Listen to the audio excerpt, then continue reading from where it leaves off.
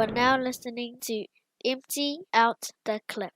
This is for grandmas that pass knowledge down through stories and songs. Most are not with us no longer. We pay homage to you.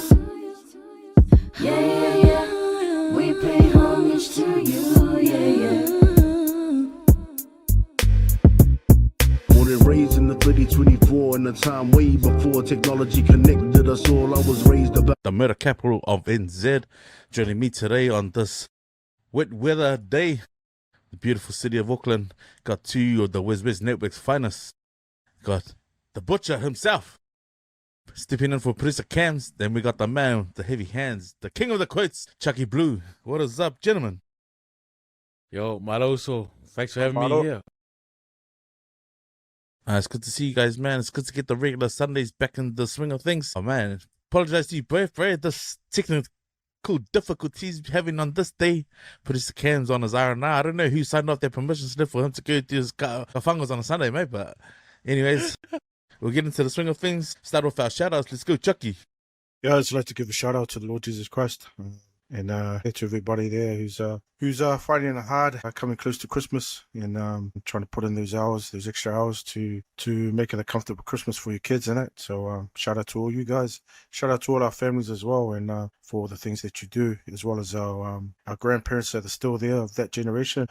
Not many of them around these days, so God bless them. God bless those ones before us. And we'll fight to and giving our blessings back home to Samoa. So yeah. Much love and much love to all of you. Nice, also very nice. Just want to make a shout out to my inga, my family, and I'm truly blessed and well supported by them. Side Fitness boxing crew, man, we had some mean sessions this week with also PJ and Aaron. Missing a few boys that haven't been turning up. Can't wait to chop it up with them again. Special shout out to the usos, Horn, Sam, and LJ and his partner Kim. We had a mean session last night playing some ball, and to the Asian guy that came in and wanted to have a little jam, lofaku to you too. It was great to have a little one-on-one with you. But yeah, those are my shout outs. Seki. Solid, my host, man. I'm going to start the shout-outs with a couple of condolences first. And to also over there, 50 to Samaki, to the passing of his mum. Or condolences with you and your ainga also. I know mum's in a better place now. Mum's off with your old man, so you can obviously smile. And they should be smiling down on you, bro, with the stuff in your heart for the KB and putting out the merch and the gear out there also. So I'll force some prayers with you and your ainga. Another one's to two of our KB brothers who we've lost in the space of 7 days. Rest in peace to our brother Anthony Owen, and to another also Thomas Kill, two of Custer North Boys. My year. Yeah, just sad, and shout outs to Darren Licky for posting this on our forum. It's not easy when you hear news like this, man, especially when the bros have got young families. Like Chucky said, man, it's that time of the year and it's closer to Christmas. Another two names on this KOB hampers list that we got to go deliver goods to the Ainga. And yeah, it's going to be a tough one. I know those nons on this list just here. That year came around fast, but yeah, thinking of their families during this time. And yeah, thank you to the old boys who are putting out the notifications for the funerals and stuff. Another shout outs to my son, Kyan, who graduates seminary tonight. We had his lunch yesterday. Beautiful thing to see your kids just stay resilient during the early mornings, waking up to seminary at 6 in the morning every day before school. It's a testament to his character and also just to his ability to hang in there, you know, when times are tough, especially when it's cold. I think it's uplifting when you hear the seminary teacher talk of his commitment. 1 year he had 100% because he didn't want to miss out, and there was the time zone coming from Melbourne back to NZ, and just him getting up and staying up at 4 in the morning to make sure that he was ticking off those days. So congratulations, my king. And then another one, my last one, is to my darling, my yarn sister Etira. She got set apart on Wednesday. It's funny how you manifest things, man, because I paid for her to come over and spend the week with me because I didn't like doing goodbyes. She said farewell to her family. With her visa issues going over to the States, she got set apart and was sent here, man. So we had her for one more night. I got to see her again after she spent a week with us, and she's been sent into MTC here in Auckland. And I just love the fact that, like, dreaming that and thinking, like, man, I'd love to have her back just one last time before she leaves to the States. But nah, yeah, God has been good to us, man. So nah, yeah, that wraps up my shout outs, boys. Nice. Nah, yeah, so you can catch more of our content on our webpage, www.weswesnet.com. You can also find us on iHeartRadio, even Apple, Spotify, Empty Out the Clip. You can find us on YouTube. We have 2 new YouTube channels, our film and TV and our sports one. Producer Cans uploads each week on our YouTube channel. You can also find our Facebook page. It's a private page. Just send in a request, answer the free questions. And yeah, one of these 2 security guards will let you in. Seki, boys. It's been an epic week, man. I'm home tonight. I got gout and I got a bit of diarrhea from a bit of medication. I don't know what it is. It's one of the 2. But, man, start with you, Chucks. How's the weekend? How's the week been also? Brother, if you got the gout, it's all 3. It's not one of the 2. Don't mix drugs, man. Yeah, I haven't been. Yeah, not too bad. Also, just really busy. Shucks, surprisingly, all the way up to today.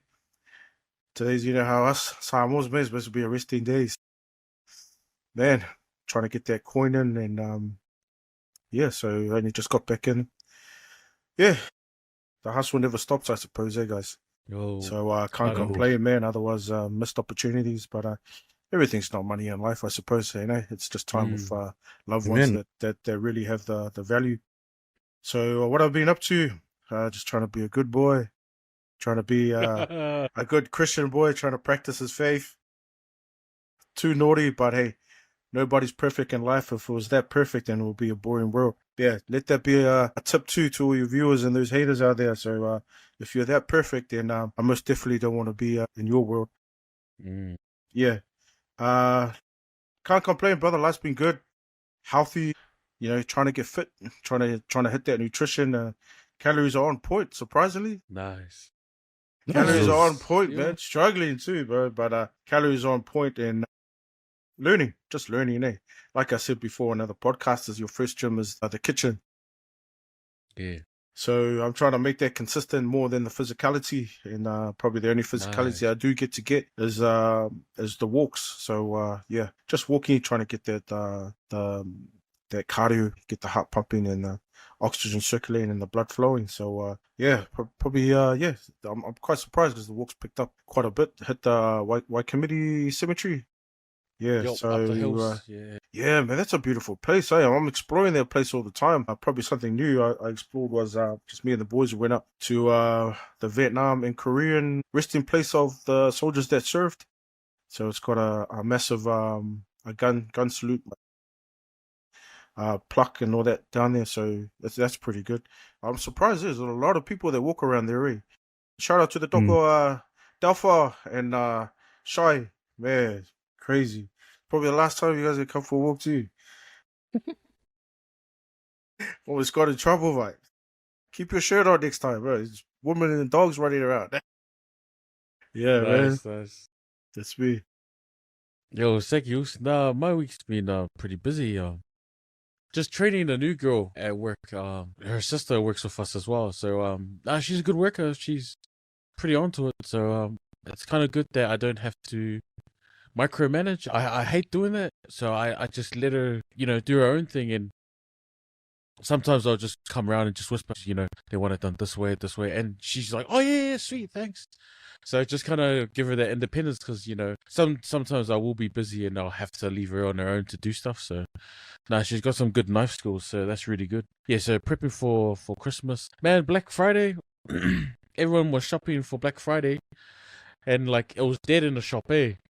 And I was like, man, it's like, what's going on today? But as soon as like it hit like 3 o'clock, they all rushed into work, eh? So it's like, they must have been shopping the whole day, eh? And then feel like, man, what are we having for dinner? So they came into the butcher shop. But yeah, just want to make a special shout out to the Aono family, friends of one of them and his younger brother. We played basketball at Starlin Park in Ranui, and there was just 3 of us that rolled up. Next minute, these 3 kids rolled up, one on the bike and one not. Next minute, another 5 kids rolled up. I tell you what, these kids, they're probably like between the ages of like 12 all the way up to 15. Some of these kids are huge, like built to play rugby. Their athleticism is built. And, if you look at them from face value, they just look like your average like street kids, right? These kids, right? I've never met so many kids with that much respect. Just whāroalo, just loving kids. You can tell they're from, like, some of them are from, like, some hard backgrounds, but they showed nothing but love for Mauso Vaughan, because, you know, he taught some of them at school. He's a teacher. And they kept calling him, oh, Matua Vaughan, do you need something? Do you want this? So there was so much respect and love from all these Ranui kids. And they played ball with us. And then after that, they were like, oh, do you guys want to come play some held? I was like, oh, I'm a bit old for that. I went to sit down and watch them. These kids are running 100 miles per hour at each other. Like, you know, pulling the massive hits. And then they got up and they hand clap each other. I was like, wow, these kids are just machines, you know? And then Mauso Sam Perini, he's Māori Greek. So he had some spare shoes in the car. These Nikes, bro, they're worth a bit of cash. He goes, hey, any of you kids want this? You know, do you know if any kids wants this? So then this kid's like, what size? It's size 12. So there, he nearly looked like he was nearly gonna cry. And then Sam gave his hat to another kid. It was like a New York Yankees hat. I think, yeah. Bro, these kids are so grateful, eh? And then we didn't want to drive off straight away. We wanted to wait for the young ones to walk in the group, because we were just worried that, you know, someone will come and hassle them. But nah, that was a pretty amazing night. It really opened up my eyes to, like, you know, Ranu. You know, the kids, man, they still got that mentality of being in a group, looking out, watching out for each other. So nah, it really touched my heart, eh? And then same thing, went to work. Then went to is it Silo Park in town? Yo. Played a bit of ball there, and yeah, this Asian random Chinese guy said, oh, do you mind if I jump in? Yeah, bro. So it's just me and him shooting hoops, or some of the other boys had went to go get a feed. Some of the other boys were just laying on the ground, and yeah, no, it's just me and the Asian dude, eh? He's fit, G. God damn. But yeah, no, and then no, it's just it was a good weekend. There was just a pity, just wanted to check up on me, so we had a good one-on-one chat. That was good. That was good, man. Like, you gotta have friends like that, eh? That always look after you and keep you grounded in a way, yeah. But yeah, Seki, that was my week. So man, yo, Starling Park share, bro. You literally just retold my growing up in the hood lifestyle, bro. Like, you know, there always be there one or two guys. I remember Mahonori would come down after he made, you know, his first Wellington appearance, and he was in the vicinity of the hood, just like, you know, checking out gear, you know, asking the kids, hey, stay out of trouble and that. But man, no kids were ever disrespected to Mahonori, because he was a teacher at a period, man. Like, he came through, you know. Wow. So even though he was then in high school, but like all the kids would be like, you know, this is Henry, bro, you know. Yeah. But yeah, just hearing you share that reminded me of the days, especially when we played the State of Origin, running straight, you know. Guys from that side of Waitemata versus the other kids of Waitemata, and like, bro, and at the end of the day, it was like, but you weren't allowed to call each other by your real name. It was by one of the State of Origin players' names, you know. Used to get mad when the guys used to go like, Lottie, take care of you. I was like, shut up. Like, you didn't get those real mock of death ones say you don't want us to try. But nah, that was, yeah, bro. Mean. My week's been funny, bro. So like, I was trying to think, man, because we had our work party on a Thursday night. A beautiful little tour in the harbour. So there's literally on below deck, you know, there's boats. Even the stewardess were like the below deck ones, because it was like they were dressed apart. Even the captain was dressed apart, like Captain Lee. But we went out to the pass towards Rangitoto, and it was like a bit of like pretty much a dead end. Like, we ended up going out there for about an hour and came back. But man, yeah, maybe I had like 4 drinks and a bit of red meat, but that's not enough to trigger Mike out, man. But then I remembered I was late to work. This is my first time I've been late. It must have been like Wednesday, and I was putting on my work gear. I walked back around the truck, and I need the bloody tow bar, because that's where it's sore in my leg. I'm like, nah, it had to be the soreness from, you know, the tow bar that time I heard it.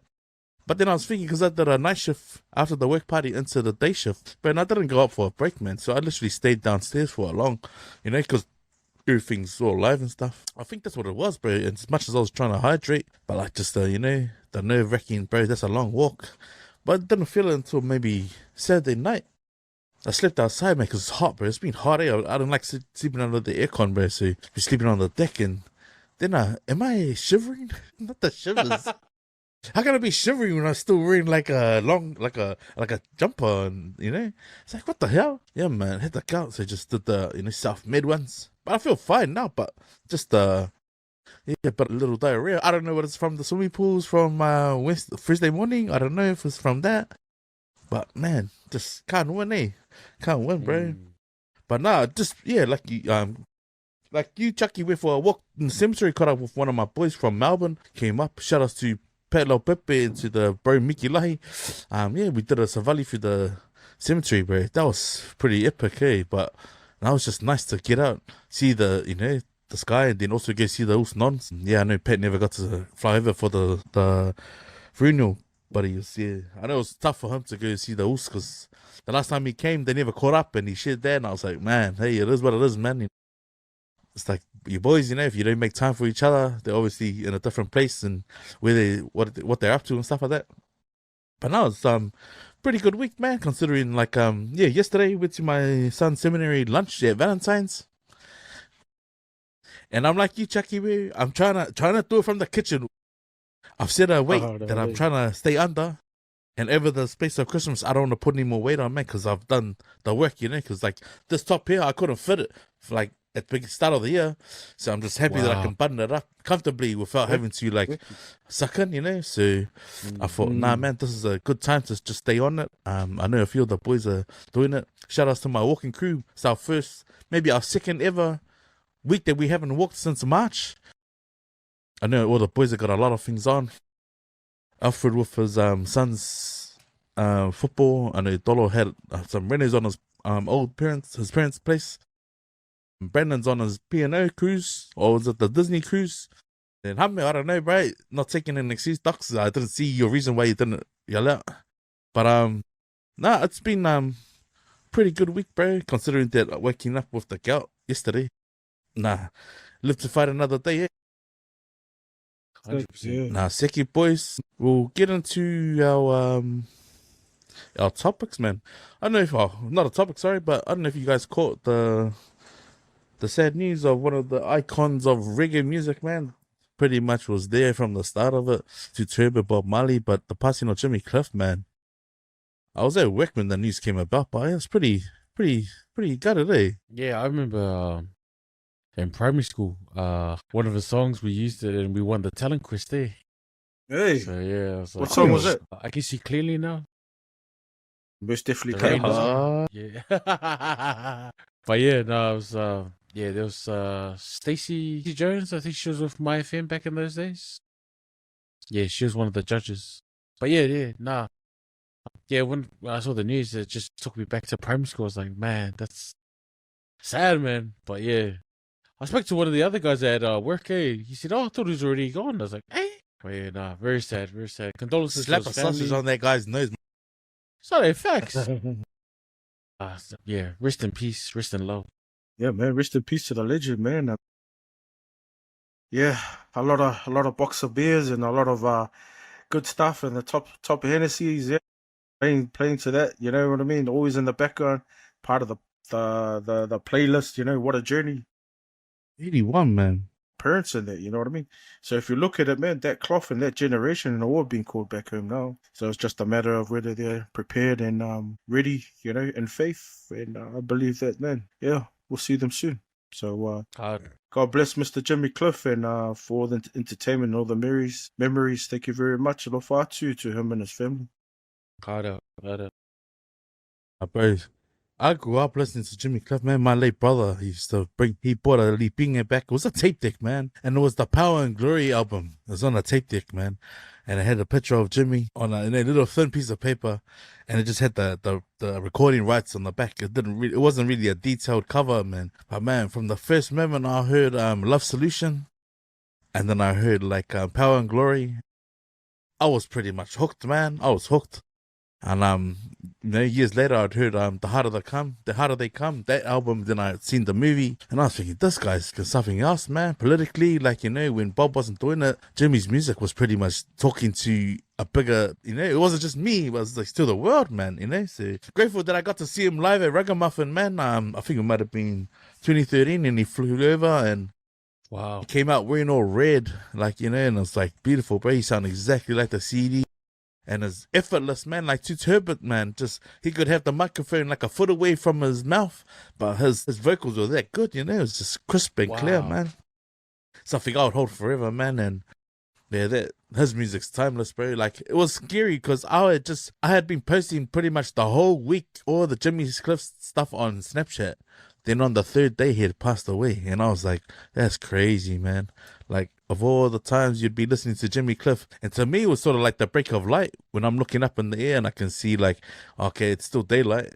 I got to play something upbeat before I walk into work, So I'll be playing Sunshine in the Music, Roots Woman, Reggae Nights, It's just get you in the mood to be looking forward to knocking off, man. But yeah, that was pretty sad. Devastating news hearing that passing of Jimmy Cliff. But yeah, man, rest in peace to the legend, man. Like, like they say, like all of them, man, they may pass on, but the music never dies, man. And like, I know his memory will be strong, and many of the generation that played Jimmy down at the Richmond club rooms and all the Ponsonby socials and stuff like that. So, yeah, that was a pretty easy to the heavy ears, one easy for to the myself. soul, way.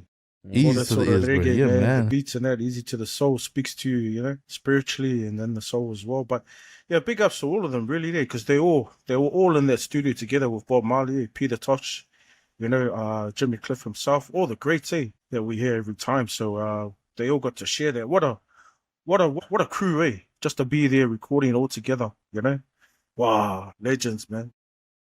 He's got any shares of the local stories? Any local stories like what's been happening out west, man? Be hearing a lot of Henderson on the radio on the way home. Yo, on Wednesday, is it Edsel Street? The next one over from my work, the roundabout near Kmart and where the mall intersects. Yeah, Someone got stabbed. I think it was because there's a lot of homeless people under that bridge, and they sleep quite rough. And the rumor is that one of them stabbed a person walking on the road. So it's like, yeah, that's crazy. That's the thing, On that note, that is why people want to help, but they can't. It's not that they don't want to or whatever, but it's a safety issue because you don't know what their state of mind is. You know what I mean? Yeah. So just keep in mind, to our communities and that there are places that they can go to and services they can go to for help. Just be careful if you do want to give something. Yeah, probably think twice. Because back in the days, you have heard people being the Good Samaritan, and yet they turned around and they're not alive today. You know what I mean? Just playing that Good Samaritan act, they turned their back. But long story short, the mayor was homeless, but he had mental issues as well. Yeah. So just be careful, You know what I mean? Yo, because yes. Even that Saturday, there was a lady that was sitting outside our shop when I started sitting up. So that was like 6 in the morning. But she was sitting on this bench. And then when I went for a smoke at 8:30, she was sitting outside the bakery. She was swearing her head off. You could tell, like, parents were rushing their kids in the car not to hear the stuff that she was saying. But there was no one next to her. But she was talking like there was someone next to her. She was saying stuff like, I can't go back to jail, if this, if that. And then I came with the boss, and I said to her, hey, look, you can't talk like that around here. There's kids walking around. And then it's like she flipped the switch. She flipped it. Oh, I'm so sorry. I won't do that again. And then she got up and walked away. And I was just like, man, what is going on? I'm glad the situation didn't escalate.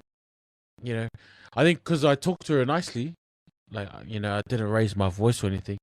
I said, hey, you can't swear like that. There's kids around.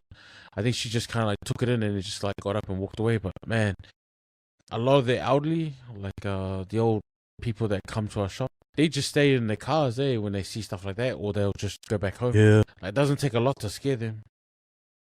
That's scary, man. I mean, off the back of 2 or 3 weeks ago, there was that dude walking along Brisbane McLean Road rail side, and he was just getting into it with randoms, I think he beat up 6 or 7 people on his walk before he got stopped, man. Man, I don't know what this is, the pressure of the cost of living and everything else that's going on in this world, man. But I mean, yeah, we just gotta be safe and vigilant out there, man. If you're going for walks, especially our young ones, if they're not going to the park or just in the local streets, man, we gotta educate our kids and our family members just to be on guard.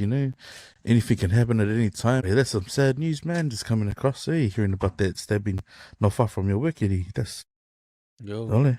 it was scary, man. I think that's why we earned the title of the meta capital, man. Shucks, for real. Facts. Also, Vaughn's younger brother, his name's Lay, secured funding from the council to redo the Starling Park playground. So next to the basketball court, there's that Me. little like exercise area. So it's being upgraded at the moment. Yeah. So shout out to Lay for helping secure that as well. Yeah. I'm sure the kids will be keen to jump on once it's finished. But it's good to see development in the areas. Just a question: did she Ah, request bro. or put a proposal through? Did she to upgrade that? Yeah, he went to the council, and he had he written out a speech, and he was talking about how because he did some trainings with a lot of these kids. So him and his brother Vaughn used to do trainings with the kids for free in the park. But the facilities are not that well maintained, so it was hard for them to do it. So he wrote a letter, took it in, read a speech, and the first 2 times that he went in, it was like he just got dismissed. But there must have been someone on the council that really advocated for it and pushed through. So whoever's in the council and Lay and whatnot, appreciate you guys for the work that you guys doing in the community. Yeah. I mean, the only reason I mention it because it is another chat on its own. I mean, if your viewers are listening and you guys know any more details about that, putting proposals through for your local council to upgrade parks and just exercise equipment and that, because not to name out other areas, but other areas, well, I won't mention the areas, but they're just like 5-star gyms, their local parks and all that, you know what I mean? And then you come across the other side of the bridge, and then it's like, holy heck, you know what I mean? I'm not saying all areas are like that, but if your viewers know anything about proposals and putting it through to upgrade local parks, I know for a fact that you can put one through. But when it comes to the process, drop down below if you guys experienced that or know how to get a proposal through, because I believe that a majority of these parks need to be upgraded, especially in the exercise equipment, because you go a couple of clicks out to the east, my man, shucks, those parks are like $1 million parks, bro. It's like, damn, where's all the money going?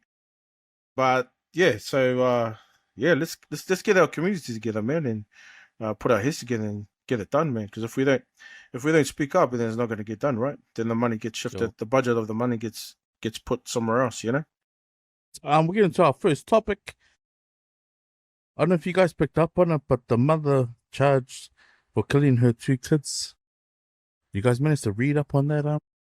That's pretty disturbing. I actually personally didn't want to read it because I know we touched on it. It must have been a while back on the episode. Yeah. Yeah, I mean, I don't know if she got names to push her name. Nah, I think it got opened, yeah. Yeah, I think her name's out there now. I'll let you guys talk on it because I don't want to share my opinion on it and then be persuaded about how you guys have seen it, because I know you guys would have read up on it, because I just had my first initial thought when I first read it. That was like when the 2 kids were found in those suitcases in their house. Oh, okay. So I'll let you guys go first, bro. Yo, Chucky. Yeah, that story was a few years ago, but she's going through the court process now, right? Yeah, pretty sad, I mean, offering your children like that. I mean,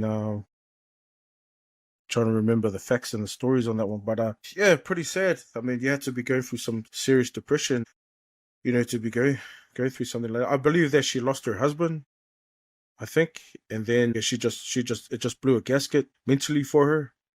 On how to survive and, with just being the only breadwinner and the single parent. So, all I can say, man, is I pray for the lady. I know she's of Asian descent, but I pray for her and most definitely her kids are naturally in the kingdom of heavens. Yeah, God bless her and her stability mentally in life, because right now she has to answer for that. I think, with her in prison, I think he's going to haunt her every day of what she did to those innocent kids. Those kids didn't choose to be in this world. You know, her and her husband did that, and those kids shouldn't suffer the consequences of the father passing away. Maybe she mental health that she needs gets addressed while she's in jail, but nah, man, 2 innocent kids, bro. That hurts, you know. And you know, she left them in a storage locker, fled to Korea, and left their bodies there, like not even like laying them to rest somewhere. You know, like she just chucked them in a bag and zipped it up. Nah, man.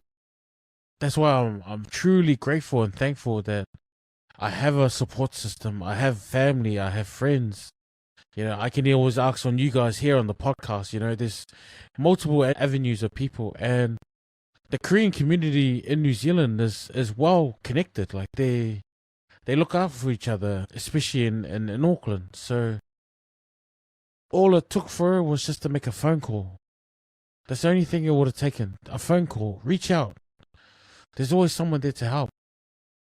And, you know, these innocent kids suffered for her lack of reaching out. Like, it's just sad, man. Like, I always picture my niece and nephew. And, no, I don't want to say I hate her. Like, that's the wrong word to say. I just say, like, man, like, the path you chose, like, it's going to haunt you for the rest of your life.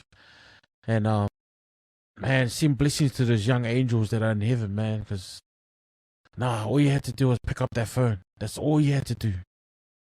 And yeah, I think her punishment is heavier than jail. Her punishment is like knowing that those 2 angels' lives were cut short by her hands. But yeah. Nah, that's deep, bro. I don't want you guys to look at me any different. But because yeah, when we first picked this up, it was some time ago, and when it did come to air, it was sort of like a 3-week sort of like what was the update until everything had come out, and they managed to track her when she was actually fleeing, and she was actually in her travels to Korea. So while she was in the air, while that new family had moved into that house, authorities had been notified, and this became an Interpol case. So for them to capture her and bring her back and do the time for this issue, now is it justified by saying we've caught her and we can say mental health and stuff? But I believe like people grieve different, you know what I mean? And for her to have gotten that far into taking the life of her beautiful kids, like what must have been going on in her mind? Like apart from survival, apart from losing her husband and everything else, like when there's no hope. Because I felt myself in that place where there's no hope, not even like becoming so blind to the blessings in your life that not even your spouse can tell you. Like I've been that dead in like my mind that even my wife's I love yous wasn't enough to snap me out of it. So I can understand how clouded her judgment, how clouded her thoughts about what she believed that she couldn't offer to those kids, you know what I mean? They gotta be down and out, man, like literally like no hope, to the point that you don't want to get out of bed. So I can understand a bit of it, man, you know? And my heart goes out to her. Like, I got empathy for this lady, because to come to a foreign land, like our parents would have come from a foreign land to have no support, because my parents didn't have the support. They came over here, they didn't have support. Not when my dad was in Rotorua. And I know the emotion, like when my mum was like, man, like we literally had the village, now we've come here, we just got ourselves. So imagine if my mum had lost her husband then, like lost my dad. How does it feel? Like we don't know what it feels like, right? We can even just try and imagine and understand how this lady's way of thinking would have been. And yeah, that's devastating, knowing like, you know, that she had to take her kids' lives. And like, you know, what if she had taken her own life? Like it wouldn't be justified either, right? Yeah. But yeah, to think like that you can't offer those kids love, it's a hard pill for us to swallow, eh? I just thought, man, it's not for me, it's not for me or myself to pass judgment over her actions, but to have a bit of empathy and understanding for what she was going through. That's all I can sort of just lean on there. But yeah, just even when the case first came out, man, it was sort of like, God or fire. And a lot of people were like, yeah, man, she deserves everything. But like you think about the prison system here, it's not here to support people going through mental health. You know what I mean? Just the other day, we had a guy who was in prison the other day, who got pepper sprayed from a corrections officer. And the guy he pepper sprayed had mental health issues and he died inside the cell, you know? So this sort of thing is like, is this going to fix her? Because they're going to put her inside now at the taxpayer's expense. Like, should we be trying to offer her help?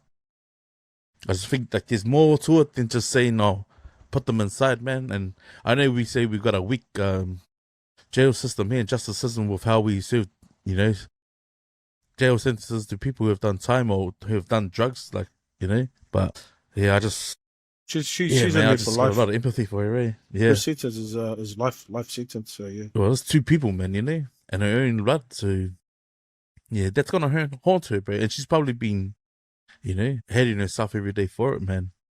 So, you know, if you thought about how you would handle it, man, and someone going mental in their own mind, like if we're going to talk about depression and mental health, bro, that's the sort of like, if there's no way out, you end up taking your own life, you know? When you can't, no one can register anything to you, you know? But there's some sad stories in the headlines, man. I know. No, I respect your viewpoint. Seki Boys, was there anything else on that before we move on to the next top? Feeling a little bit. What about this national government? What about this national government, man? Like, I see the goodness in trying to fast track the, you know, the study and stuff, and then also trying to increase the, man, it's like a two birds one stone one. Trying to increase our Kiwisaver, making it hard on local businesses to try and cope with the, you know, not give people pay rises and stuff. But how funny is this fast track 12-week study course? Like, telling they can bring everyone who's below, well, their learning ability at their year group, get it done in 12 weeks. Shouldn't they should implement something like that at Custom? Just saying. Get our UE up, supposedly.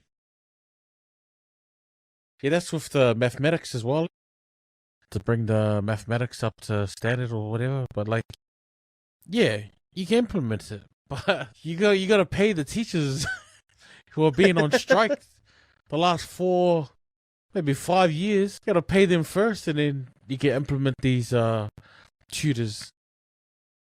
It's one of those things, like, it sounds good in theory, but how do you implement it? Like, you know, with our firefighters going on strike, you know, our first responders going on strike, nurses, teachers, like, it's just can't implement policy change without the people that are teaching it getting what they're worth. You know what I mean?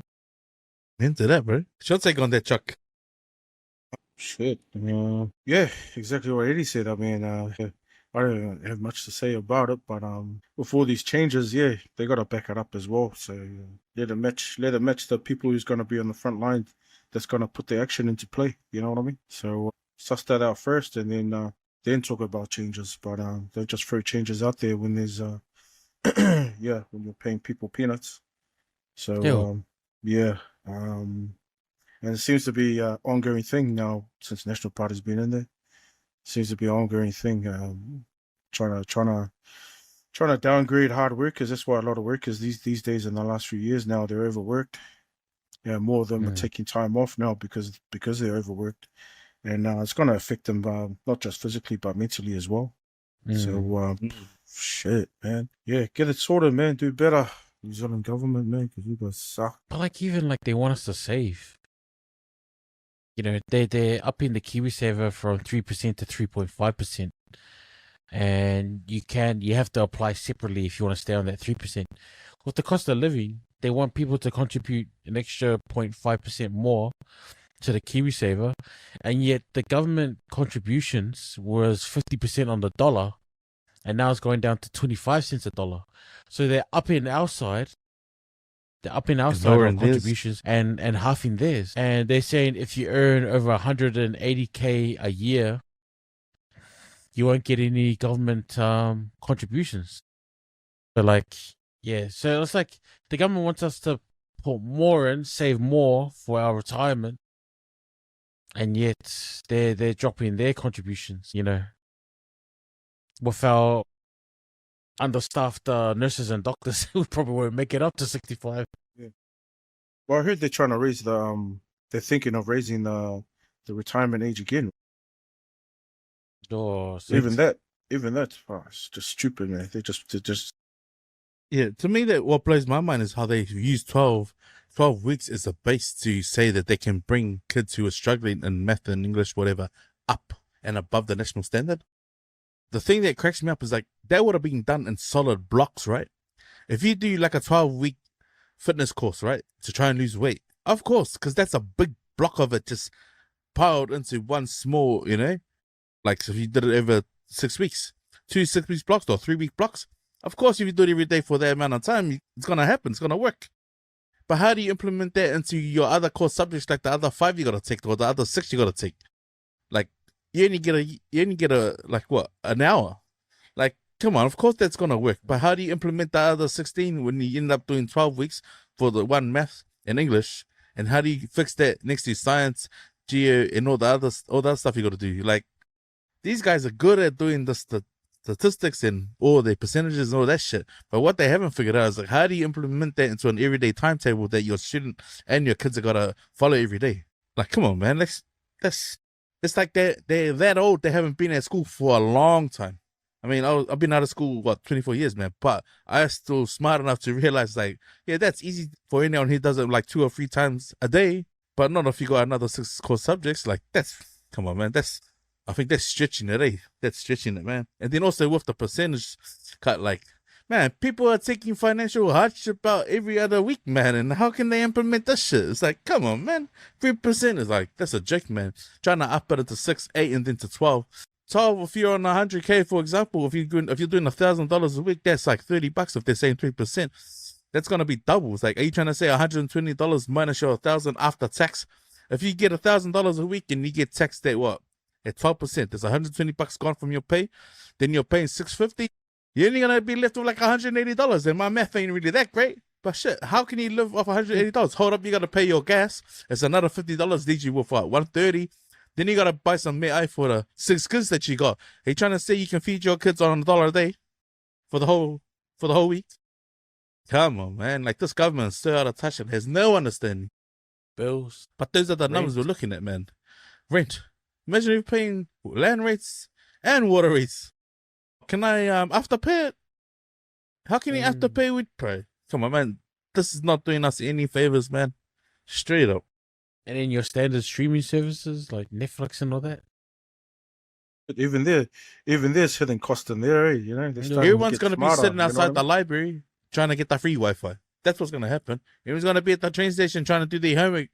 You'll be wondering why everyone's at the train station because they're using the free Wi-Fi. Yo. You would be able to afford it, man. Anyone that tries to get finance a car, vale. All let's just see you going and I'll go, oh wow, $20. And you have 6 dependents. Wow. Yeah, I'm sure you can pay $1 a day for the next 50 years to pay off your $5,000 car. Yeah, why not? The random favelave. Well, I have no idea, man. It's no idea. Between $8.50 and $10 for flipping steak and cheese pie these days. My man. Bro. They need to go rethink that one, eh? To be fair, like, it's up to us how much we want to put away for our retirement, but it's not up to them. Like, who are they to call this shit? I'm sure there's a whole lot of Kiwi business owners that'll be like, what the if it's this? Man, it's bad enough. Some places do the dodgy, just put you on 40 hours and not knowing that you're doing more than that a week. Like, crazy. Seki boys, weekend rap or sports 10 for 10. Any sport or any updates on those Ali Couture?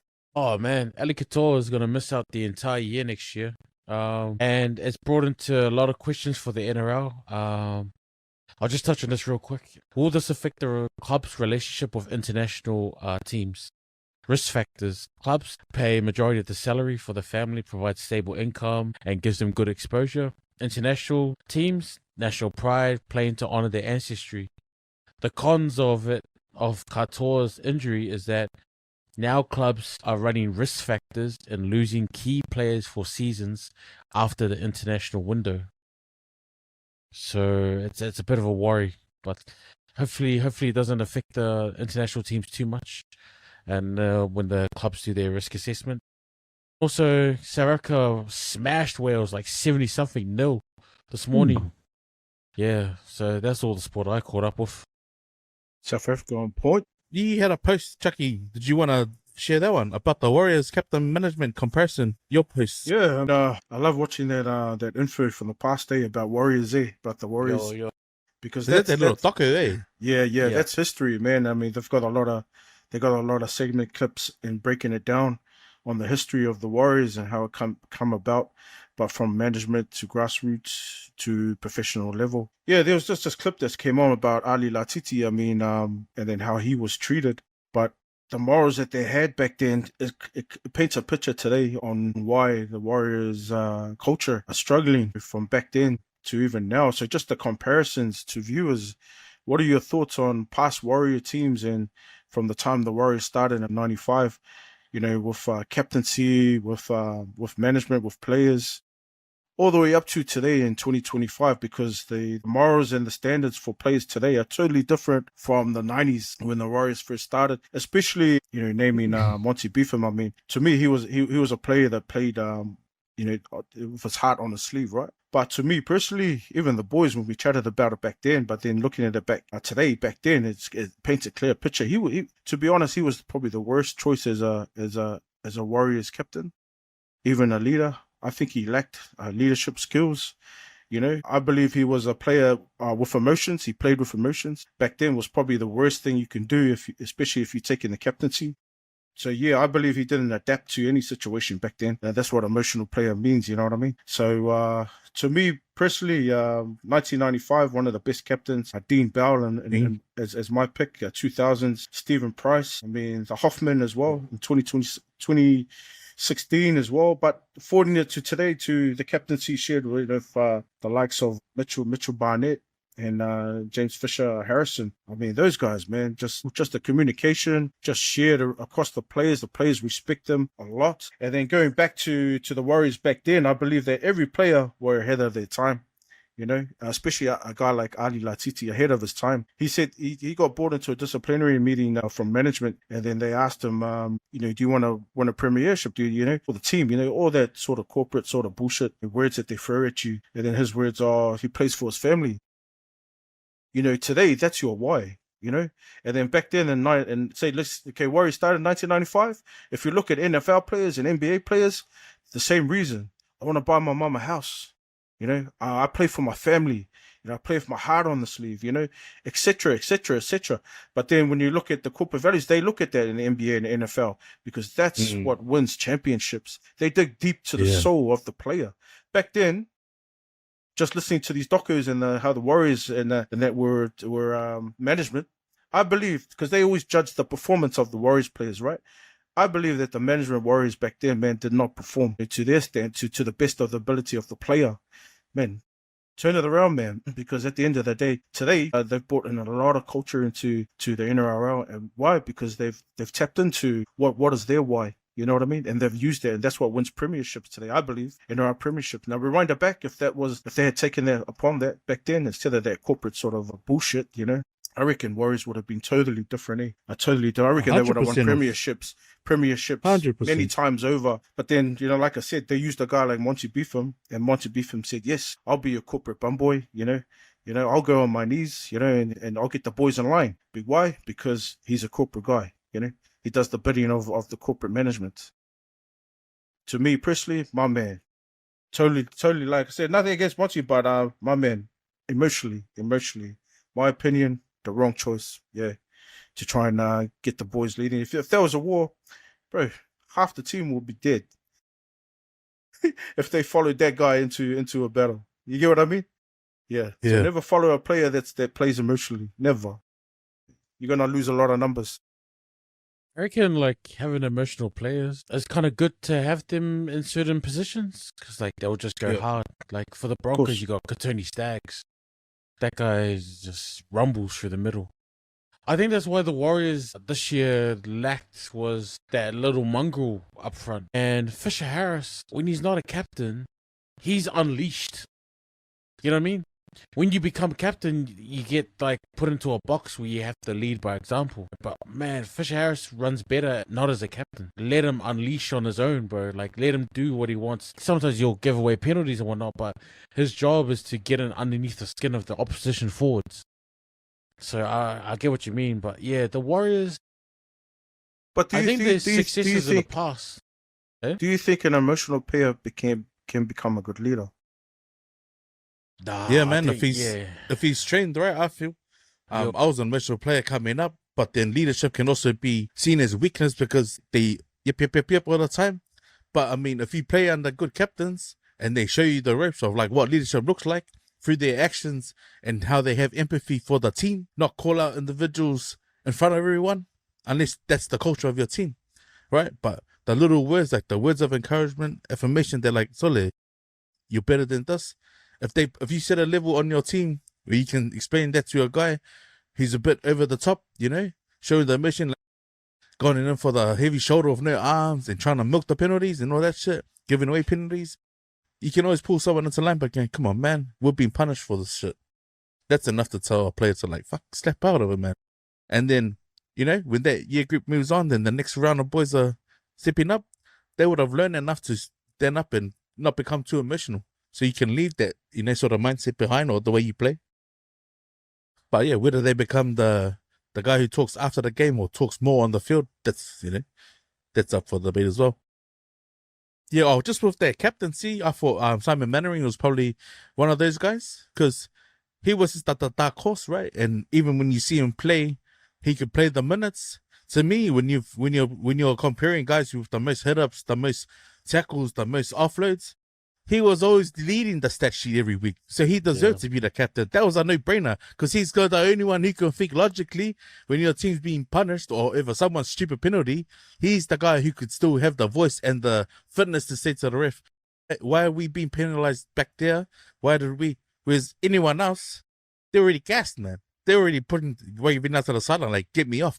So I thought his appointment after Steve Price was probably one of the best ones that the Warriors made. In terms of the culture, a lot of guys I saw respected him, man, because he was the guy who was always head down, ass up, making the tackles, always covering, and it didn't matter where you put him, he was willing to play. You come across some egotistic players that are like, Sully, you're playing last minute today. We're like, nah, fuck, I want to play, put me a standoff. Like, what Warriors have heaps of those players, man. And then they couldn't fit the mold of their position. You didn't see them, they got replaced. Yeah. But yeah, some of the stuff that Daniel Anderson did, like moving Quinton Topi over Richie Blackmore, an international player, for him to break into the scene, like, man, that's the sort of stuff, man. Like, when you hear that period where they were competing against each other and even showing their family, like, man, bro, that is probably the most epic part of being part of their playing group. Having seen it overseas and then come back and see, like, bro, we're playing full-on tackle.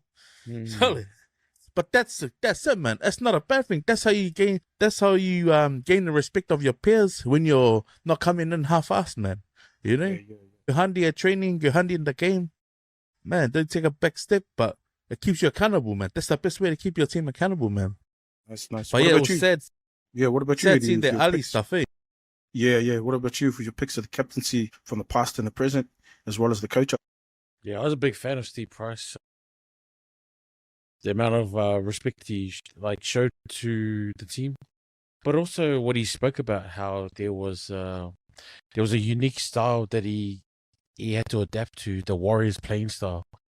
And he said that coming from the Australian side of things, it was quite difficult for him to lead where he didn't know how the team played. And he described that the Warriors had a unique style of playing that he had to get used to earn the respect to get that captaincy. Only a handful of Australians that come over to the Warriors can adapt. Because the Warriors have a unique way of doing things. The razzle-dazzle was one of them. But I've noticed the last few years we've tried to play the Australian style, like with shapes and forms and whatnot. And Sean Johnson kind of pulled that for us. But I do miss the razzle-dazzle of the old days where it's just off the cuff running. It was just electrifying to watch.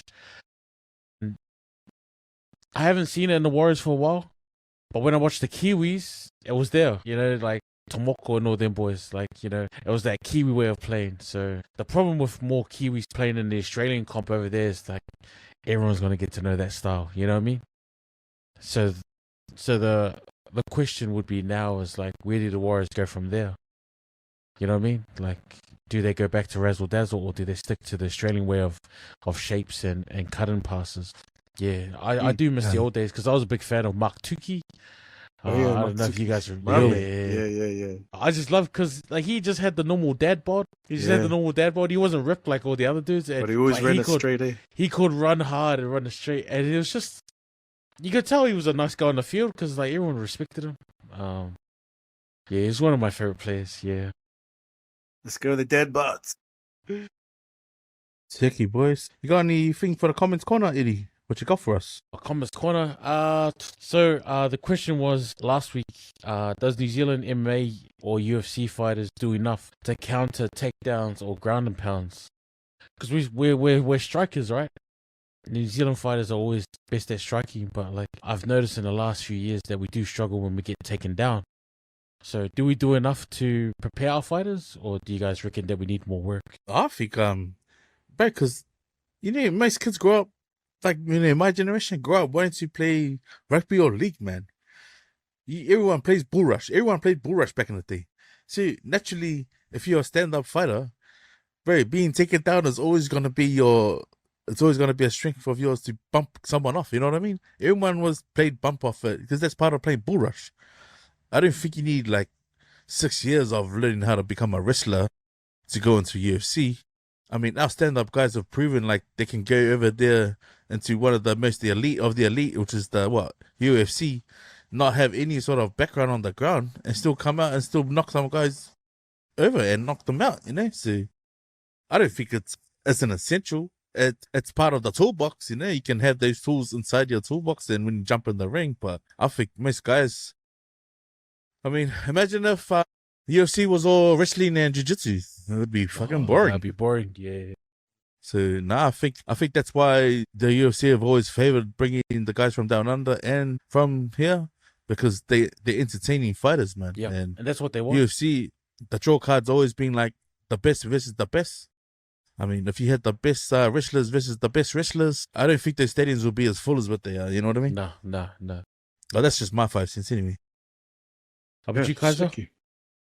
Yeah, I think answered that last week. I mean, all that wrestling stuff is new to New Zealand, as a whole, as a whole when it comes to martial arts. So I think the seed's been planted. The academies of wrestling with the young ones have been around the world and have brought back gold, silver, bronze every year. So I think it's just a matter of a generational thing. The next generation will be nicely secured and will nicely peak and blossom to cover those areas of wrestling. Yeah. Like I said, other countries like Zamba, and that. I mean, they breed that at a young age. But over here, it's just like 40. We breed 40. Rugby, that's our main games, right? With martial arts in general, it's not our main games, but it's there. The tools will be revealed in time. It's just that. It's just getting better and better. The striking, of course, is next level. We're some of the best in the world over here on our side of the world. So, but also know that regardless, I mean, I've spoken to coaches in that wrestling sector, and they've always said that, to teach wrestling, you must start from a young age. But like I said, they're athletes. You can start from any age. 5%, 20%, 30% of wrestling, 35%, whatever it may be. That's what you're stuck with. It just depends on how well you can deliver it, because it is MMA. It's 3 different codes in one. So, but also know this: when it comes to boring fights, there is such a thing as a fighter's capability, and there is such a thing as being marketable capability as well. Because there's the business side and there's the athlete side. So regardless, it doesn't matter how good you are these days, man. Clearly, we can see that what's happening with Joe Parker. So there is a fighter ability. You may have all the skills and all the talent in the world, but if he's not having that marketable capability when it comes to business and putting bums on seats, then they'd be surprised. Also, Filippo posted up about One Love concert that cancelled. So he put up a challenge to us to pick 4 acts and a warm-up act if we were to do it in New Zealand. But one of them has the 2 conditions is they have to be alive and they have to be one New Zealand act. So he picked Damien and Stephen Marley as the headliner, and openers will be Sean Paul, Shaggy, David Rodigan, and Kanan Ini, with special guest Fat Freddy's Drop. So I know it'll put you guys on the spot, but just just for next week, if you guys want to do it next week or you guys want to do it now, just let me know. Do you have your lineup, Jack? It's good. Yeah. Okay, we're leaving for next week, man, but I yeah, can tell you leave it. straight off the Yeah, cuff. Yo. Yeah, so that was a good one. I'll drop mine now. A quick and easy one. Opening act will be LAB. My main artist will be J Boog, Kalohe Kai, Shaggy, and Lauren Hill. Hey. Also, Vailima, 64, asked about meat rubs. Sorry, garlic, salt and pepper. Paprika is like a good staple. But there's some good labels out there. New Zealand labels, so Rum and Q. They've got some really good rubs and a 4 Sauceman. There's also some Polynesian companies that are bringing out their rubs soon. Hopefully they'll get into our shop before December, and I'll let you know. But there's a lot of good recipes online on YouTube if you want to find out good rubs. But garlic powder, onion powder, salt and pepper, that's a good basis for meat rubs, and that's all purpose. With chicken you don't want to with chicken you don't want too much marinade or rub on it, so that's the only one I'll hold back on. But also shout out to also we had 2 comments. There was another Samoan guy done for slavery before. The topic about Samoan Observer, they reported falsely on the Prime Minister and the Fast Party and didn't apologize it. So the reaction was to from the Prime Minister was to censor them. Yeah. And that's it for Comments Corner. So next week I'll get Leti and Kaisar and hopefully Cabs if you want to jump on to give us their headline for One Love, Empty Out the Clip edition. Yeah, man. I'll put my first act there, Mr. Hoffman. Mr. Hoffman. I'll put him up first. But for that rub, I got one, man. It's called Rubber Dub Dub. It's salt and pepper, honey sauce, barbecue sauce, a little bit of extra manuka honey, and then Sprite. Sprite as well. So, yeah. Nice, try that one for barbecue marinade. Yeah. Nice and easy to remember too. I could just show I think it's Volume 49. He asked about one of the cats that I had. Yeah, the orange one there's a Les Pauls. They got gifted from my Toko Taniulu. And the one in the works is the blue one next to it. So that's got no strings on it, but that's gonna be my little project I gotta get done. And then maybe I might place a jam on probably the last episode of the year. Ooh, let's go. Thanks for the questions. We went through local sport and news, but we'll get into what we've been watching. Start with you, Chucky. Yeah. Shucks, I actually forgot. Man, what's that guy's name? On Netflix, Mr. The skin guy, Mr. Gene. Ed Gene. Man, I'll be honest with you. I mentioned it before on the body, but I stopped watching it because it was pretty fabricated. It's pretty sick to watch. You know what I mean? I was like, this is bullcrap, man. I can't be watching this shit. Yeah, man. I'm sure that. Yeah, what he did was cool, was really bad. Okay, we get it, but then when they fabricate it to make it up to like a Hollywood sort of standard sort of thing, it's pretty sickening. I said, man, I'm not gonna watch this bullshit, man. This is not good for your eyes. You know what I mean? So I didn't end up watching the second season, man. I just said, shucks, man, that's a hard watch. That's a hard watch, man. So, what I've been watching? What else I've been watching? Yeah, a few YouTube stuff. And then a few docos just on history and that, and then what else? More ghost stuff, boys. More ghost stuff. Those boys, Polynesian Paranormal. What's that guy's? Kiss the Floor guy. Yeah, and his crew. So I've been watching a few of those. Big shout outs to them too for traveling to these locations and then and having a look and checking that out, man. That's pretty ballsy, but pretty brave by the Polynesian Paranormal. That's good, man. That's pretty cool. So yeah, shout outs to those guys as well. Yo, Seki. There's a show on Netflix called Last Samurai Standing. I haven't finished it yet. I've watched 4 episodes and I highly recommend. It's the period of the Boshin War in Japan's history. Basically, it's like a Squid Game or Battle Royale if you want to take influences of those 2 shows.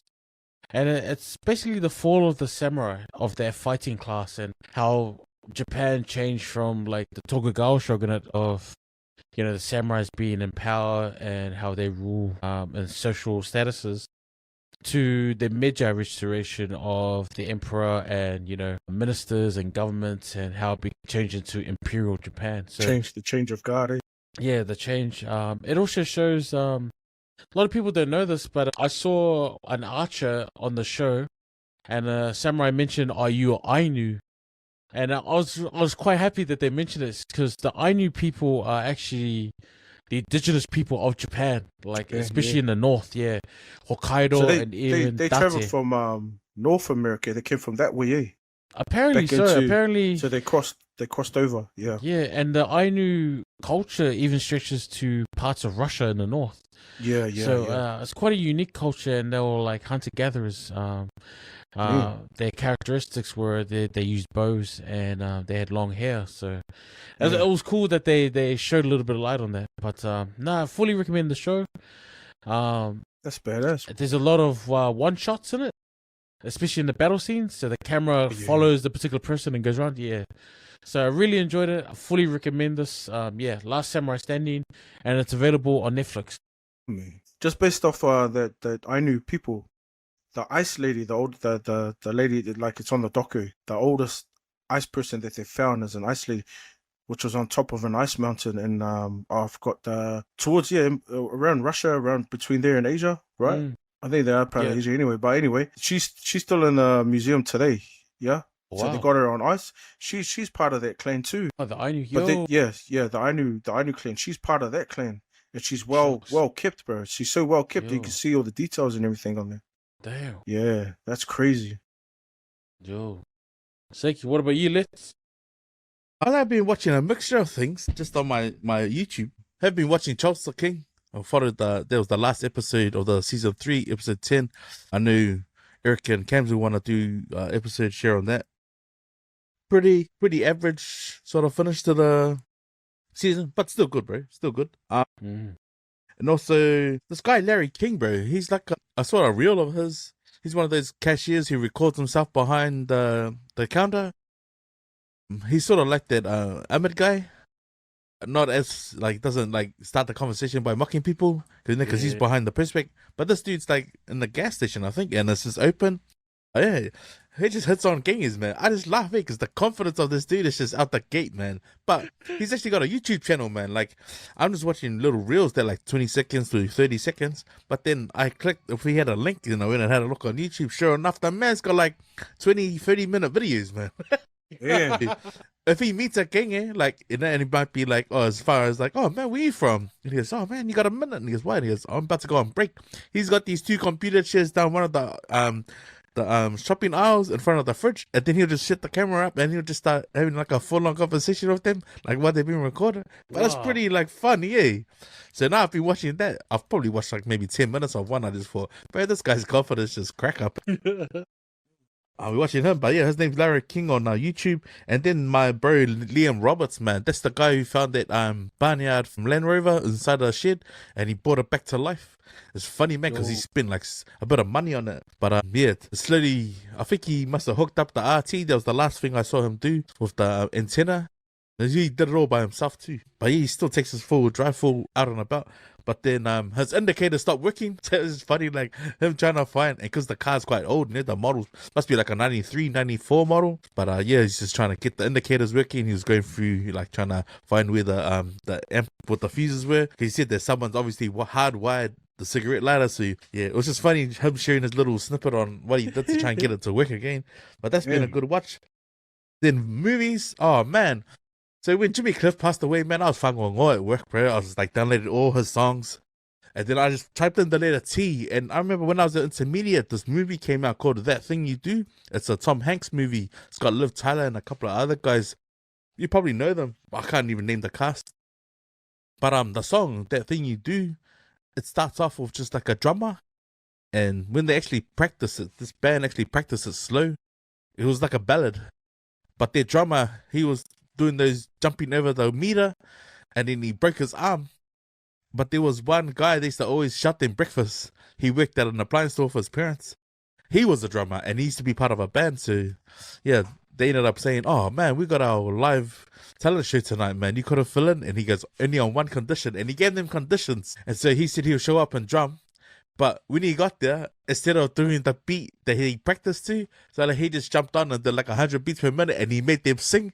So they're on stage, they're like, Sully, slow down, slow down. But that thing you do is this actual song. Right, and the way the story unfolds, Sully, it's pretty good, eh? Because like my daughters, they're like, oh, is this one of those boring movies, Dad? Because they're seeing how young all the actors look. But we actually watched it from start to finish. Like, bro, it's like, bro, some of the monumental buildings, like my kids watch a lot of like performing arts stuff. So for them to recognize, oh, hey, that's that in New York. That's that in Atlanta. Wow. This movie's pretty good, man. And like the story is pretty much in 2 months of when this band was together. But it's a bloody good watch, man. But yeah, even the song's pretty catchy too. You know how like, I thought because they introduced the song pretty early in the movie, but then it doesn't like, you don't overhear it, that you get sick of it, and like towards the end of the song, the movie, you probably know some of the words. So I was like, so that's a good film, bro. Like Tom Hanks, the man, bro. He's the man. Yeah, Mr. White. That's his name. That's his character name in the movie. But yeah, that thing you do.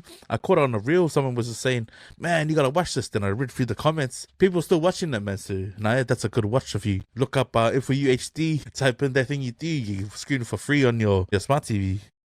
A food review. Anyone got a food review? I finally tried the Mr. Lamb buns. That was nice. Yeah. With spending the money? I reckon the also Sepedi brought some for me. Man, it's nice. I heated up piping hot and no, a good amount of lamb in there, eh? Like it wasn't just or pastry or whatever it is, the bao, yeah. But no, it was good. I liked it. Eh? Oh man, I got a food review, man. Just really short and sharp. I actually went to Valentine's yesterday for my son's seminary breakup, and man, shout outs to Phil Skeen for letting us come and dine. But it was lunch, man. So it was like 1 o'clock in the afternoon. We went out to the Valentine's on North Shore, and we were actually early. So I took my son to the pub, let him buy us a round of lemon lime bitters, and then we came back. So man, I gotta say, it's a bit too bright in there, and it was lunch. The aircon could be high, you know. But man, variation of food is a bit of a hit and miss for me. Because they didn't have any like dark meats. And no, this is lunch. I mean, they had some lamb there, but it wasn't like advertising like to jump. Like they didn't have like the roast potatoes and all the rest of it to go with it. Like the mashed potato was on the other side. I was like thinking, man, and they had the lids down for a lot of the pots. So it was like, you know, you get to the point where it's like, kakala, kapungi, kakala, kapungi. It sounded like the Hollywood Husbands, like the French thing with Friday. But the thing that got me was all the fried food, like the mussels, the fish bites, and the nuggets. Overcooked, man. Overcooked. So I was thinking to myself, man, that is not a hard thing to mess up. And if you got a commercial size, deep fryer, man. So, man, I've heard so many people rage about this place. And, there's no exception. Because the last time I stepped into a Valentine's was Manukau. And, bro, that's a 5 out of 5, bro. Because we had the whole thing and the whole menu was there. Not just the lunch menu. But, yeah, I get that a 5 out of 5. That was Manukau. This place over the shore, man, is getting a 2.5. Was not happy, mate. Was not happy at all, bro. Yeah, I just thought to myself, man, like getting people to walk around when you're walking in. There's no good afternoon. Like that helps the ambience, right? Off the bat. So I just thought, man, that's a bit rude, especially when you see an islander behind the counter. I'm like, come on, man, you gotta let some hospitality. Skills over, hi, good morning, good afternoon. Man, I can help you on this side of the bar. It's like, come on, man. That would have gone a long way with me. But then the disappointment was when I got the fish bites. And I was like, they tell me you picked up the extra fish bites and then chucked them back in the deep fryer and then put them back into the serving dishes. Man, come on, So yeah, I was triggered by that. But then, yeah, I only had one plate, bro. Disciplined enough to just eat the one plate. Wow. But then I had 2 milkshakes. So I made me a milkshake with the fruit salad juice. I wasn't going to pay for a cup, bro. So it was that hot. And it wasn't a day to sort of drink fizzies, But yeah, man, 2.5 stars out of 5. That's for Valentine's North Shore, White Owl Park. Yeah, man. I just thought, come on, man. Don't be lazy. Just put a new batch on. Throw that stuff out before you deep fry it, bro. Come on. Yep. We're there for time. We're going to cook opinions. We'll give you a couple of minutes each, and this is something that I thought was like with the share. But the MFT and the Tongan 13 going into the World Cup debacle still hasn't been sorted, man. Do you think the Tongan Rugby League need to sort that out in private with the world or without the world? Because like it's sad for me. What's sad is like when you see the Tongan 15, right? But then you see, we all know it as MMT, but officially they're not actually MMT. But give you a couple of minutes. What do you think needs to happen for them to go into the World Cup? Because I'd hate to be saying the Tongan 13 when everyone else is screaming Mate Matonga. You know what I mean? How have you, Chucky? Yeah, actually, yeah, at least come up with a general speech, to see what's up, why they haven't done the selections yet. But other than that, yeah, I think shucks, management need to pick up their game, I suppose, boys. No doubt, they most definitely will have a team ready for the World Cups. And I guess, yeah, through legal issues, man, they need to change the name then, MMT. Yo. Maybe call it Moikpi or something like that. But no. But at the end of the day, like every other day, I'm sure they'll have a good selection team of Tongan players ready for the World Cup.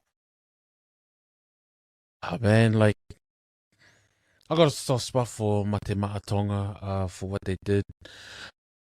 You know, breaking records, breaking that ceiling. Key players in their prime making the change to play for Mate Tonga. Mate Tonga. It's in the name. Like, the fans, like, regardless, will always support Tonga. But I think to show respect to the fans and all the people that put money into buying the jerseys, the flags, and even the Versace gears that they put in this year, man, they need to settle it behind closed doors. Hey, look, let's put our differences aside, right? It's for the people. It's for the players. It's for the heritage. Let them have Mate Tonga as their main, name. Because Tongan 13 just sounds cheap. Invitational Tongan 13 is just like, it's like the default name. You know what I mean? Like, Mate Tonga carries that mana, carries a weight with it. So, take it easy, mate. Take it easy. Like, you wouldn't say, Samoan Invitational 13, it's Toa Samoa, like, it's iconic. So they need to settle it, because once World Cup comes and you guys haven't settled it, then it's just gonna look ugly. It's gonna confuse fans a little bit. But yeah, Yeah, man, I reckon they need to paludava, kawa, talk it out, man, iron it out. If this means that the coach needs to go, get rid of the coach, man. Look what happened to Eli Katoa, man. Get it sorted, bro, because, yeah, I think one of the saddest reality is that they're still trading like their Tonga 13, the Invitational 13. I think from the outside looking in, it's messy, it's makanga, man. But what they could do better is just be on the same page, man. Because now they're doing like the Warriors thing. There's so many different sort of jerseys, It's like, man, we just want to see one banner, There's one sign. That's what the Matonga is, and like that was pretty much the resurrection of them becoming Tongans, in the rugby league world. So no, it's just sad that they've gone and drifted away from it, But yeah, I think watch the space, man, because coming to the next World Cup, you're gonna want to see the MMT logo up there next to the tall one. You know what I mean? It's gonna make the World Cup that much better. But yeah, hopefully they sort that one out, And the last one, the One Love cancellation. Do you think that New Zealand could just have its own lineup of musicians? Do we need the international artists? Show must go on, That's what they say, in show business, right? The show must go on. So I think for sure, when it comes to local talent, and even just across the ditch, from Australia, or even just from our own Micronesia, Polynesia, man, bring them all in, man. One love, the show must go on. If that's, to be honest, they looked outside of that, as a huge event like that, One Love event. If they looked outside of that, the promoters, man, pull it off, man. The show must go on. Hold the date, keep the date. People have paid tickets, are looking forward to a good time. I think when you look locally, we have just as good as talent as the money they're paying for the class act, big names to come. You know what I mean? I'm sure the people will not be disappointed if you just bring, our best from locally, from all around our our whenua, you know what I mean? all around our, what's around us, Yeah, buddy, yeah. So, yeah, I believe, we can pull it off, man. The show must go on, right? So a massive, really good promoter who can think outside of that box, my man. Yeah, let's keep the show going. Let's get it on. Nice. I think it'll be hard, because like with the international acts that they brought in, and they failed to get the target ticket sales. That's why they stopped it, So I think with local acts, what they have to do is they probably have to lower the price for the tickets just to bring in Yeah. the numbers. Nice, bro. And also cost of living as well. It's hard. Maybe lower the price of food and drinks available at the venue will bring a lot more. There's always ways to work around it. But yeah, I reckon, we don't really need international acts. We've got a lot of good homegrown talent here or up and coming talent that, would be awesome to showcase. And invite our Australian brothers and sisters as well. Even invite some of the people from the Pacific, like Lewis on the track, something different. Just to come in and give their island vibe, island flavor. But yeah. Nice, Yeah, bro. yeah. Yeah, I believe in that too, bro. Lower the tickets, go to one day. There's enough talent here to do at least 12 hours worth of uninterrupted entertainment, man, starting from the morning, like 10 to 10, man. Like, that'd be an easy show to pull off.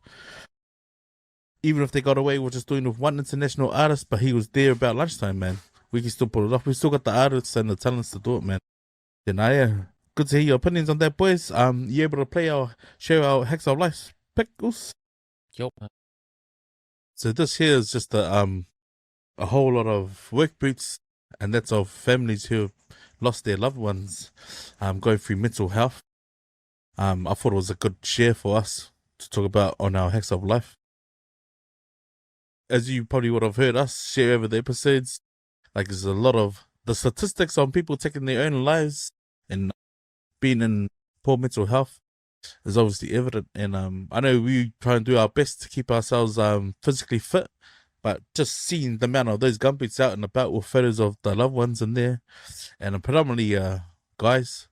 But I just wanted to give you guys a couple of minutes each just to share ways that we can help ourselves out and our own brothers and sisters who might be going through some heavy I don't know what they might feel as world pressure. Start with you, Chucky. Yeah, I mean, touchy subject. I mean, yeah, it's okay for men to cry. It's okay for men to call for help. Lost a few good men along the way. So I think within your circle, sometimes you gotta listen to your subconscious mind. It just randomly hits you. My advice is to listen to it, and then you mightn't be thinking about that person for a month or for 2 months.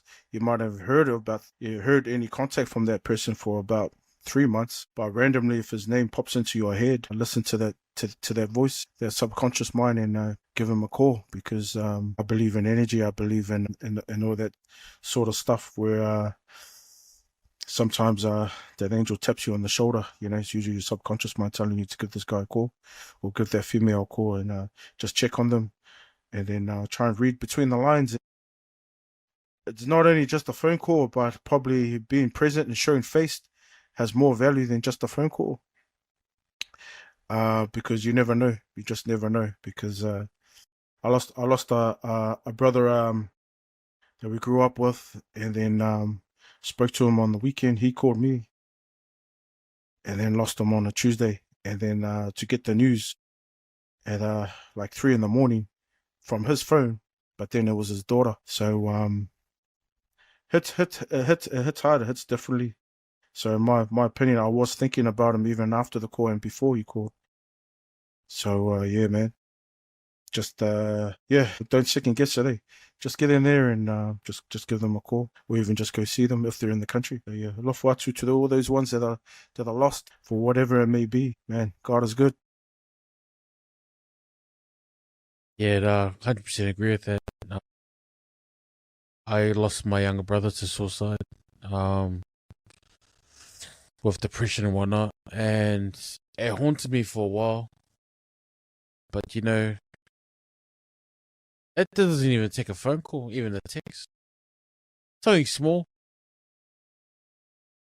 But yeah, keep your family and friends close. Keep that circle close. Keep it tight. Just keep checking on usos. Simple text. Hey, how you going? Blah blah. But yeah, it's with the cost, like it's all cost of living, man, that's going up, and people find it hard. They're getting put into these spaces and real dark spaces and real kind of like narrow vision, like sight, in the tunnel, and it's hard, man. It's rough, but like I said with that lady with her 2 kids, man, just reach out. You don't know until you reach out, and there's always someone there to jump in. I think the hardest step is reaching out. It's not easy. I know that. But you'll be surprised at how many people care for you and are willing to jump on.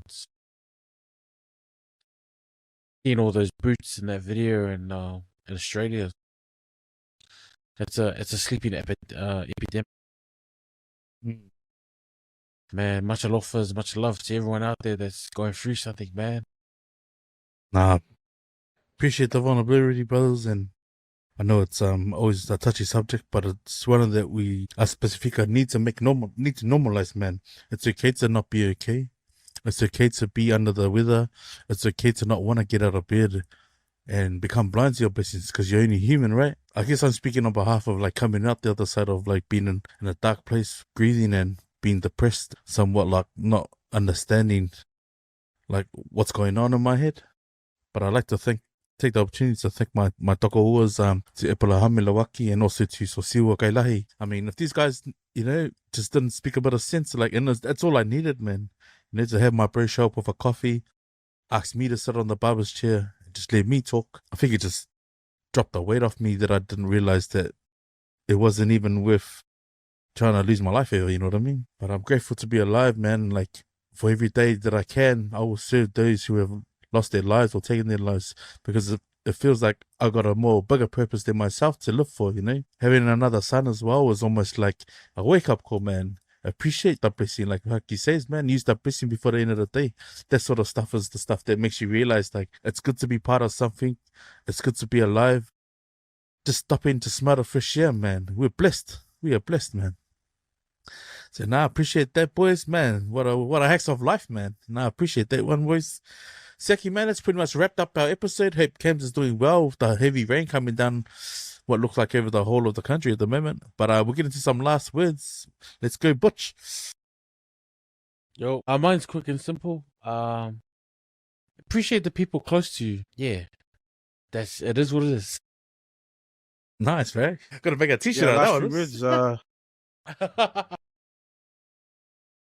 Yeah, probably last few words for me, to our viewers and to our audience, and to our loved ones, is that real friends is the ones that will walk in when the rest of the world walks out. Practicing your faith, it's never too late. You can always adapt to your environment. Let's go.